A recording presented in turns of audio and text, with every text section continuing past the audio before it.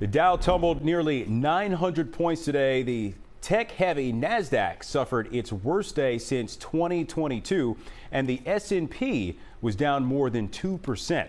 Experts say President Trump's tariff policy, combined with his refusal to rule out the possibility of a recession, triggered today's stock market sell-off. Trump has paused some tariffs against Canada and Mexico while threatening taxes on Canadian dairy and lumber. Canada is already striking back, with the Ontario government putting a 25% surcharge on electricity exports. Canadian officials say it will impact about 1.5 million homes and businesses in Michigan, Minnesota, and New York, costing an estimated $400,000 a day. And there is potentially more instability ahead. The government could shut down this week if Congress fails to pass a budget. So what does this mean for you and the rest of us? CBS Philadelphia anchor Siafa Lewis has that part of the story.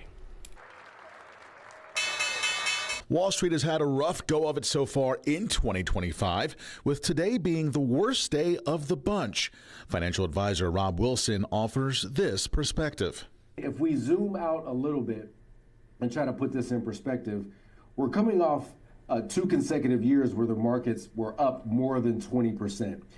That doesn't happen very frequently, so we've been very fortunate at the gains in the market. Wilson blames the sell-off on a number of factors: President Trump's trade policies, fears of a recession, and perhaps a market correction due to some inflated stock prices. Markets are going to be down 5% on average at least 3 times a year, and down 10% at least 1 time a year, even in years when the market is great. Of course, we appreciate Rob's insight and input as an expert, but we also wondered what folks in the community thought about the markets. It's tough, man. The stock market rises, falls. Ebbs and flows are natural. Obviously, we're going through a lot right now with the new administration, so it'd be pretty short-sighted to think that doesn't have something to do with it.